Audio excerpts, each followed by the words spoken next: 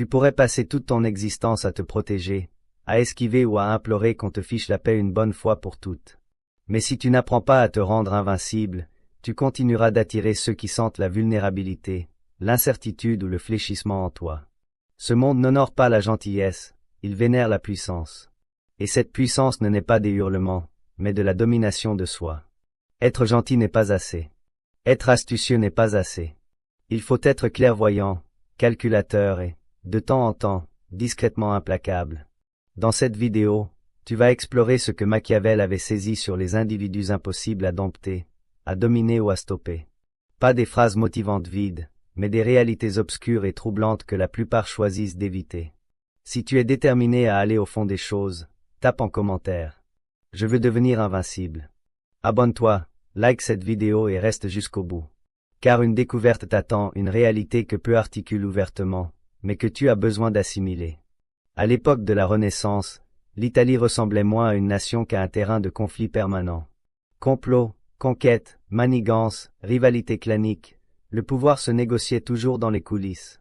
C'est au milieu de ce tumulte que Nicolas Machiavel, spectateur du pouvoir à nu, a saisi une vérité que beaucoup rejettent. Ceux qui commandent ne sont pas les plus vertueux ni les plus érudits, mais ceux qui excellent dans l'art caché de la psychologie stratégique. Tandis que d'autres visaient à séduire, lui scrutaient. Tandis que d'autres invoquaient l'honneur, lui analysaient les rouages de la domination. Et ce qu'il aperçut l'a changé pour de bon. Sa philosophie n'a pas disparu sans raison. Elle bouscule. Elle expose les mirages de la droiture et montre que, sous chaque civilisation ordonnée, se tapit un spectacle de persuasion fine. Un univers où les vulnérables se prennent pour des saints, et où les solides, eux, perçoivent simplement la réalité telle qu'elle est. Même aujourd'hui, cette connaissance perturbante pourrait affranchir ceux qui endurent en secret. Mais rares sont ceux qui l'entendent vraiment.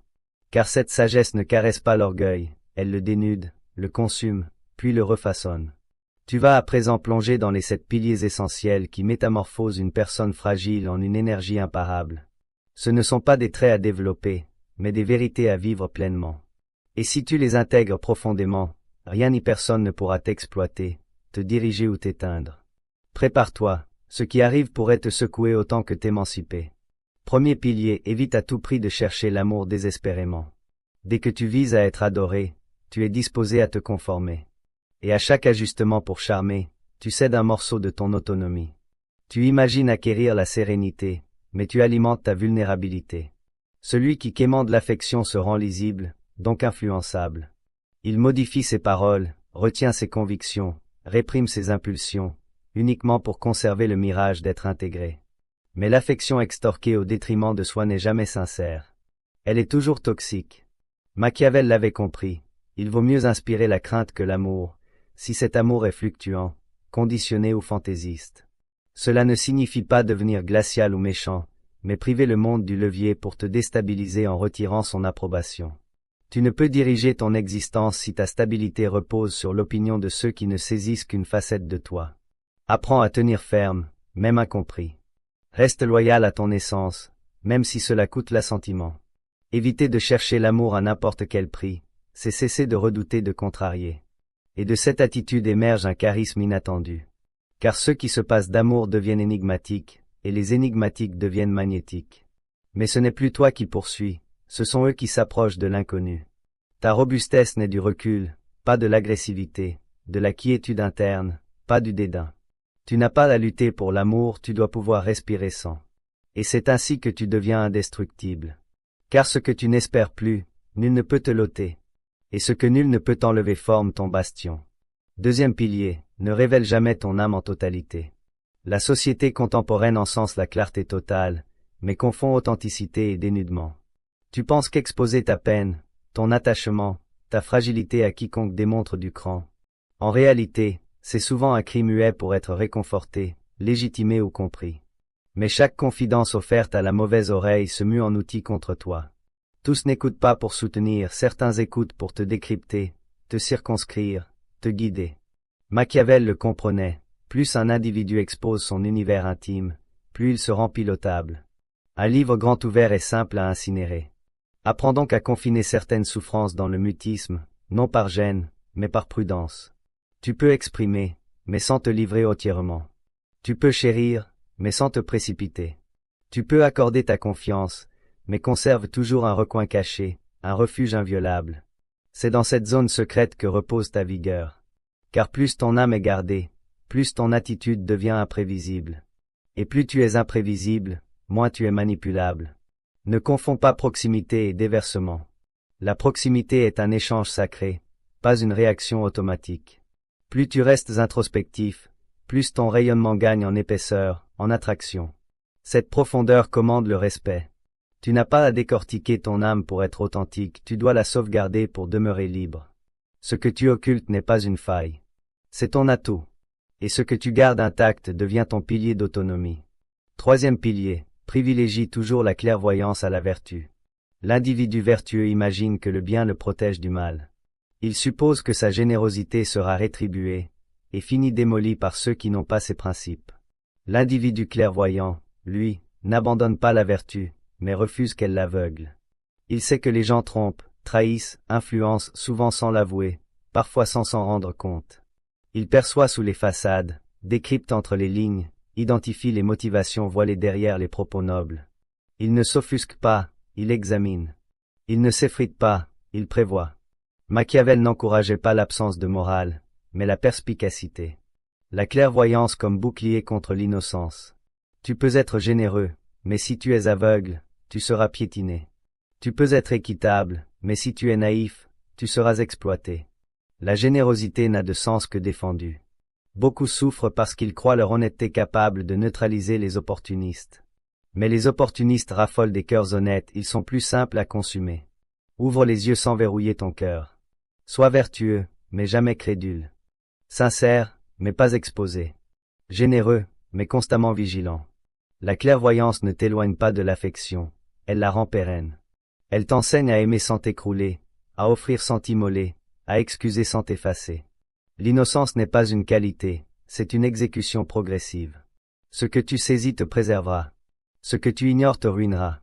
Et la clairvoyance est la terreur suprême du pouvoir face à un être autonome. Il doit susciter la confiance sans se dénuder, apaiser sans capituler, se montrer sans être déchiffré. La discrétion n'est pas un déguisement, c'est une tactique de défense. Elle te permet de naviguer librement dans des contextes adverses, de trancher sans être anticipé, d'esquiver les assauts avant leur formulation. Quand tu exposes tes ambitions, certains te minent discrètement. Quand tu révèles tes cicatrices, d'autres les utilisent. Mais en cultivant l'énigme, tu deviens un aimant, on conjecture, on imagine, on décrypte, tandis que toi, tu progresses serein, à l'abri. La discrétion mesurée n'est pas de la fourberie, c'est une finesse intellectuelle. Tu sélectionnes ce que tu dévoiles, à qui, quand et pourquoi. Tu maintiens toujours une ombre, non pour berner, mais pour conserver ton ascendant. Car l'ascendant s'épuise quand il est trop apparent. Il se dissout dans les ragots, s'évapore dans les défenses. Sois comme un arbre dont on méconnaît l'enracinement, comme un océan tranquille qui masque ses gouffres. Dis peu, montre peu, mais réfléchis, statue et agis avec vigueur. Celui qui te décrypte trop aisément peut te terrasser, mais celui qui ignore tes secrets sera contraint de te vénérer. Le septième pilier que tu dois saisir pour devenir invincible, c'est de hisser ta souffrance au niveau d'une force. Le monde te pousse à l'éluder, à la submerger sous les divertissements, à la camoufler derrière un rictus. Mais Machiavel, comme tout penseur avisé, savait que la souffrance, affrontée directement, se mue en vigueur. Elle est une forge, une leçon, un brasier enfoui. Tant que tu la rejettes, elle t'amollit. Mais quand tu l'accueilles sans geindre, sans esquive, sans victimisation, elle évolue. Chaque plaie devient une étape, chaque perfidie une instruction sur l'humain, chaque dégringolade un test de résilience intime. Ceux qui fuient la peine restent captifs des mirages. Ceux qui osent la franchir deviennent indomptables. Car la peine les a déjà effleurés, sans les fracasser. Fais de ton histoire une protection, non une cage. Revisite ton vécu non pour te lamenter, mais pour assimiler. Chaque affront, chaque exclusion, chaque désertion est un bloc pour ériger ton autorité intime. Celui qui n'a jamais enduré est malléable. Celui qui a enduré et transfiguré sa peine est inaltérable. Sa douleur devient une connaissance tacite, gravée dans son œil, son mutisme, sa tenue. Tu n'as plus à proclamer ta vigueur, elle rayonne naturellement, pesante et paisible, comme une essence intouchable. Et dans cette vigueur se glisse un signal muet. J'ai enduré, et j'ai persisté. Rien de ce que tu tenteras ne surpassera ce que l'existence m'a infligé. Ce jour-là, rien ne pourra t'immobiliser, te disloquer ou te dominer. Car tu ne seras plus celui qui s'échappe, tu seras celui qui a surmonté. Et dans ce surpassement, tu auras conquis ton siège. Tu as franchi le seuil initial. Mais ce qui suit plonge plus profond.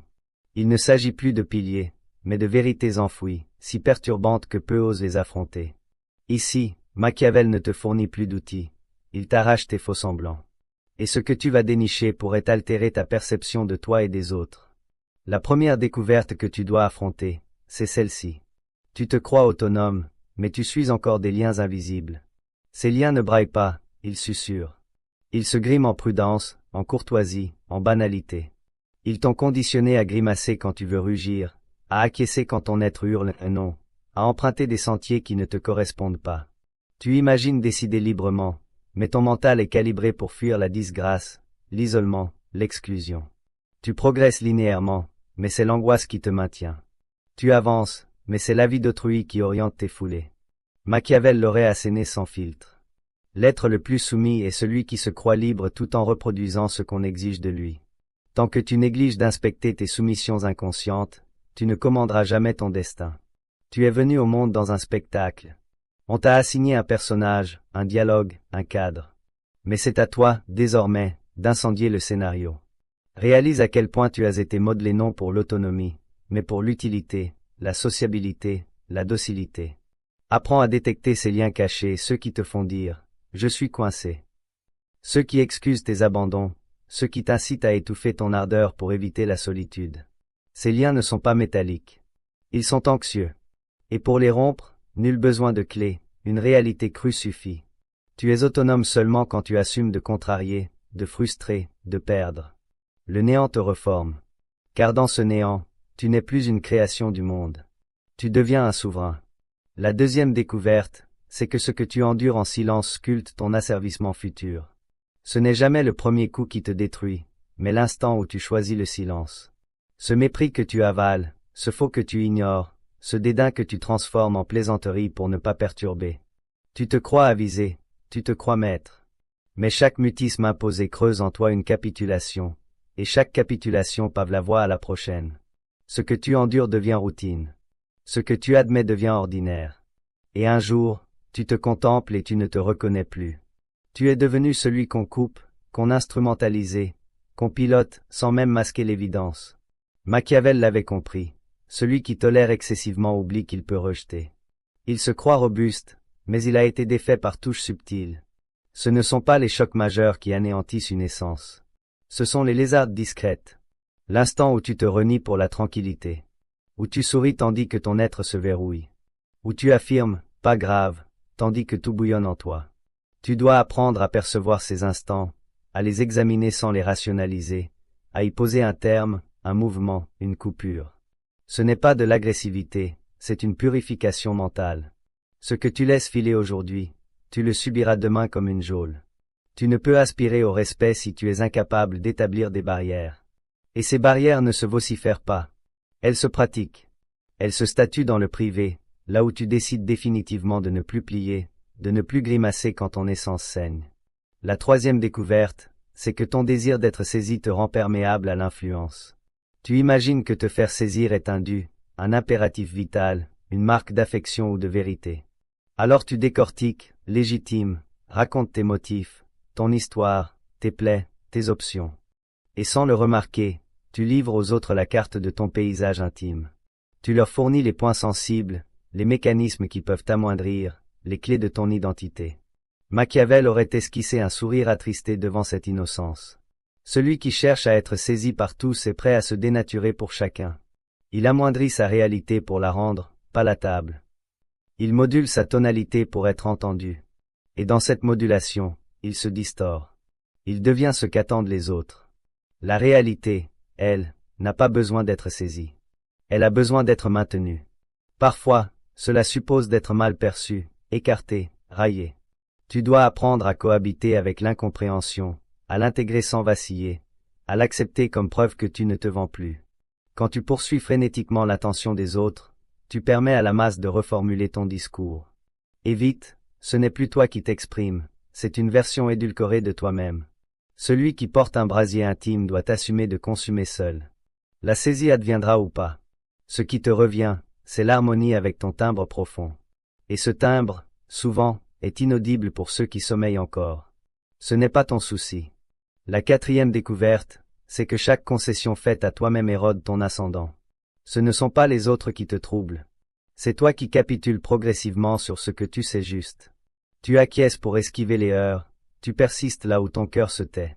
Tu admets l'inadmissible par aisance, par crainte, par lassitude. Chaque fois que tu optes pour le calme superficiel plutôt que la vérité ardente, tu perds un fragment de ton centre.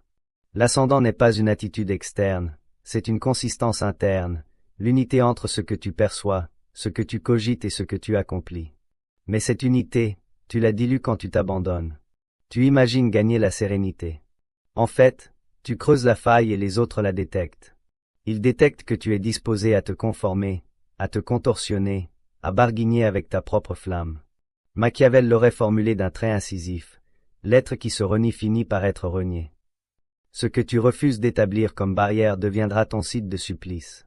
Ce que tu admets aujourd'hui pour demeurer stable deviendra précisément ce qui te pulvérisera demain. Il n'y a pas de triomphe pérenne là où l'on s'est mutilé soi-même. Chaque soir, interroge-toi, en quoi me suis-je nié aujourd'hui? Chaque réponse est une plaie à soigner, un éclat à reprendre. L'ascendant ne vocifère pas, il résonne. Et cette résonance naît de l'harmonie, pas de la suprématie. La cinquième découverte, c'est que tu vises à diriger les autres car tu crains ton propre chaos. Le désir de direction externe est souvent le signe d'un tumulte intime. Tu veux que tout soit fixe, anticipable, asservi, non parce que tu es solide, mais parce que tu redoutes l'inattendu, la défaite, la révision. Tu imagines que si l'autre t'échappe, tu perds ton ascendant. Mais en vérité, ton ascendant est précaire car il repose sur l'extérieur. Machiavel le savait, la vraie direction ne s'applique pas aux autres, elle s'applique à soi. Celui qui ne se domine pas devient un despote masqué. Il observe, impose, suspecte, non par autorité, mais par effroi d'être ébranlé. Mais plus tu tentes de tout régenter, plus tu génères de friction.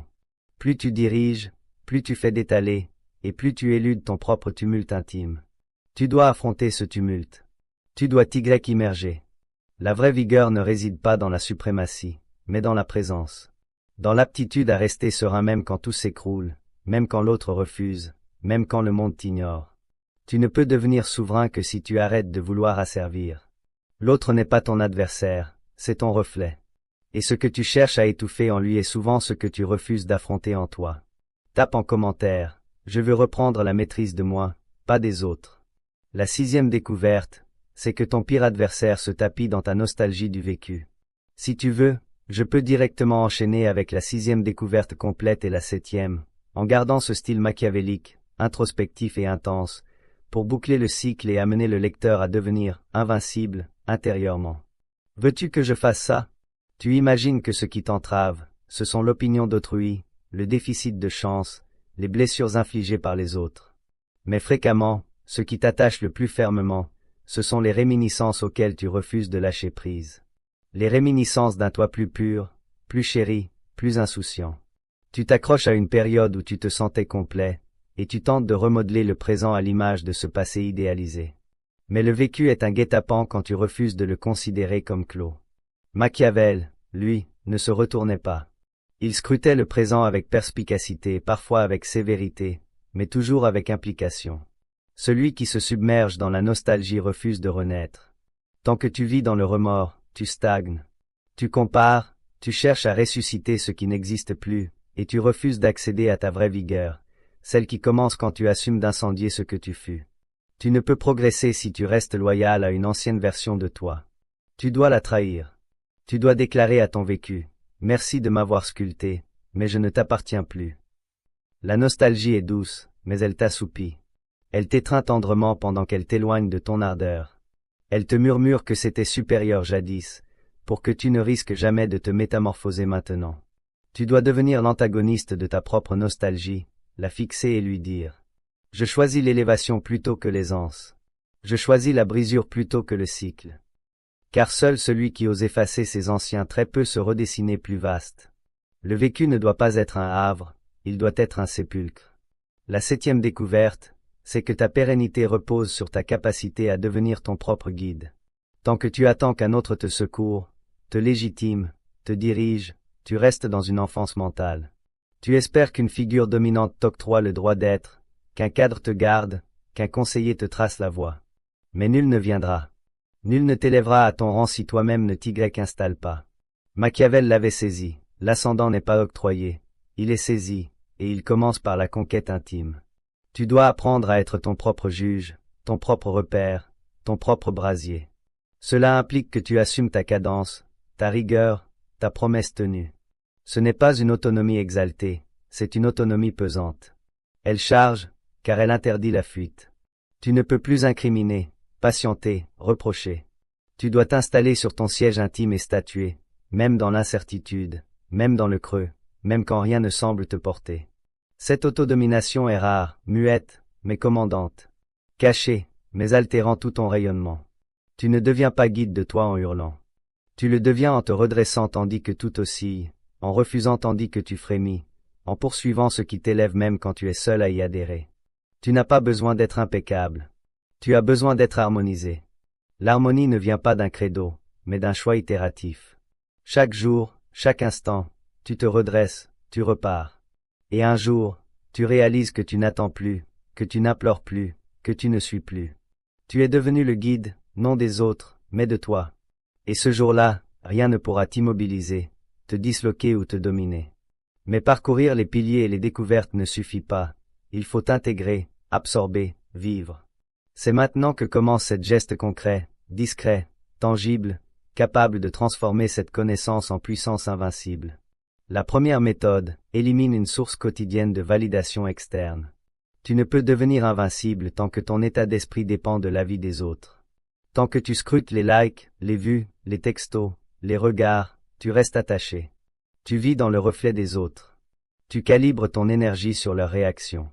Tu es réactif, jamais souverain. Pour rompre ce cercle, pose un geste extrême.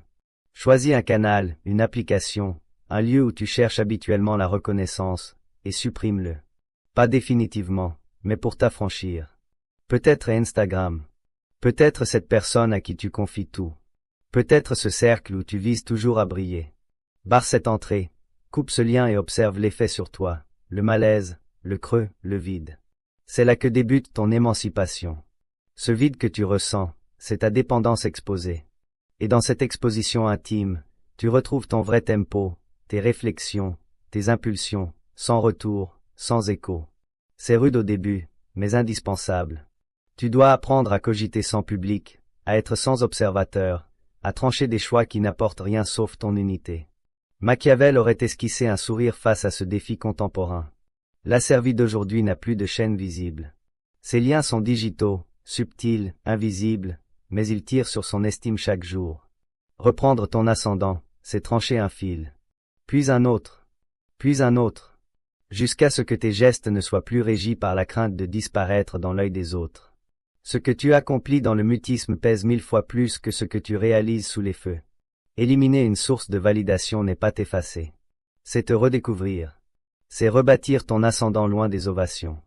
Et ce que tu ériges dans l'ombre, nul ne pourra te l'arracher. Deuxième méthode, instaure une heure de solitude absolue dans ta routine. Pas une pause. Pas un moment calme avec ton appareil. Une solitude brute, sans écran, sans son, sans lecture. Rien que toi, confronté à toi. Tu te crois autonome? Tente une heure seule avec tes idées, sans échappatoire. Tu verras le bouillonnement, les murmures, les esquives. La solitude te dénude. Elle te met face à ce que tu fuis constamment. Mais c'est là que commence ton vrai domaine. Celui que nul ne peut spolier, celui où ta réflexion se reforme, se restaure, se renforce. Machiavel se retirait pour analyser, rédiger, méditer. Il savait que l'ascendant ne surgit pas du chaos, mais de la profondeur du silence. Cette heure de solitude n'est pas une punition. C'est un rendez-vous. C'est le lieu où tu captes les vrais signaux de ton être, où tu identifies les frictions, les faux-semblants, les appels, tout ce que tu réprimes pour opérer, pour paraître, pour perdurer. Plonge dans cet espace. Laisse-le émerger. Laisse-le s'articuler. Apprends à occuper ce creux sans affolement. Tant que tu ne peux être seul avec toi, tu restes tributaire. Tu quêtes l'autre pour éluder. Tu quêtes l'activité pour ne pas réfléchir. Tu quêtes le vacarme pour ne pas percevoir. 1 heure chaque jour. Sans faille. Ce sera pénible au début. Tu te sentiras vain, inquiet, perdu. Mais si tu persistes, si tu endures, tu franchis un cap. Tu entres dans ta propre présence. Et dans cette présence, tu forges une vigueur rare, celle de ceux qui n'ont plus besoin de rien pour être. Ni bruit, ni agitation, ni approbation. Juste toi, érigé dans l'invisible. 3e méthode, maîtrise le refus franc, sans explication. Tu as appris à te justifier. À décliner en souriant. À refuser avec circonvolution, par peur de froisser, de décevoir, de perdre un atout. Mais chaque justification est une tentative de t'excuser d'exister. Et ça t'amoindrit. Tu montres que ton choix n'est pas un fondement, mais une excuse. Tu crois calmer, mais en réalité, tu marchandes ton ascendant. Machiavel aurait déclaré, l'ascendant ne s'excuse pas d'être. Il affirme. Il coupe. Il établit. Réapprend à refuser. Un refus net, simple, sans détour, sans agressivité, mais complet. Pratique-le dans les situations banales. Décliner un appel indésirable. Refuser une sortie sans te défendre. Rejeter une demande qui ne te touche pas. Au début, tu te sentiras fautif, rude, mal à l'aise. C'est normal, ton mécanisme intime, habitué à la capitulation, s'affole. Mais ce malaise signale que tu redessines tes contours. Le refus est un instrument de souveraineté. Il trace une frontière. Il déclare, ici, c'est mon territoire, mon temps, mon énergie. Et cette frontière n'a pas besoin d'être détaillée. Plus tu te justifies, plus tu invites l'autre à discuter ta décision et chaque débat ébranle ton centre. Ce n'est pas le monde que tu dois façonner, c'est toi que tu dois solidifier. Refuse simplement et observe les retombées. Tu verras les réactions, les irritations, les essais pour te faire plier. Ne scie pas. Reste ferme. Et progressivement, tu te sentiras moins coupable, car tu comprendras que refuser n'est pas exclure, c'est te valoriser. 4e méthode, rédige ta règle intime et soumets Y. Tant que tu suis des règles externes, tu restes influençable. Tu agis comme attendu, tu respectes ce qu'on t'a inculqué, tu te conformes aux standards. Mais à l'intérieur, tu te renies. Tu sais que tu n'es pas aligné, que tu n'es pas droit avec toi. La vraie autorité commence là, quand tu écris ce à quoi tu te soumets toi seul. Pas la morale collective. Pas les modes. Pas la foi de façade. Ta règle, tes fondements, tes exigences, ce que tu ne négocieras jamais. Prends une page et note 10 préceptes personnels. Je ne répondrai plus à ce qui m'épuise. Je quitterai tout cadre où je m'amoindris. Je ne m'exprimerai que quand j'ai du vrai à offrir. Je n'expliquerai plus mes refus. Ce ne sont pas des vœux flous ni des déclarations optimistes. Ce sont des limites sacrées. Et dès demain, tu dois t'y conformer. Ce ne sera pas facile. Tout est strass et règles, ton cercle, ton corps, tes habitudes. Mais c'est la forge de l'ascendant, rester loyal à ce que tu as statué dans la paix, même quand le tumulte vise à te courber. La plupart échouent car ils n'ont jamais défini à quoi ils se soumettent. Alors ils se soumettent à tout, à l'instant, à l'émotion, à la contrainte. Toi, tu dois devenir un être régulé par ta propre voix, entendu uniquement quand elle s'écrit, s'incarne et devient engagement tenu. Rédiger ta règle intime, ce n'est pas t'enchaîner, c'est t'affranchir. 5e méthode, choisis de te taire pendant 24 heures. Pas un silence contextuel. Une abstinence volontaire totale de parole pendant une journée entière. Tu découvriras vite que le silence est une attaque contre ton ego, contre ton besoin d'être écouté, contre ta dépendance sociale. L'expression est devenue un automatisme. Tu réagis, tu répliques, tu badines, tu décortiques et dans ce flux, tu te disperses. Machiavel aurait identifié en toi une brèche. Si tu ne peux te taire, tu ne peux régner. Le silence est un empire, et tu dois apprendre à y évoluer. Pendant ces 24 heures, observe tes pensées, tes élans, ce que tu aurais prononcé, ce que tu retiens. Tu verras que le silence te rend plus perspicace. Tu captes les échanges autrement. Tu perçois les frictions plus vite. Tu deviens stratège.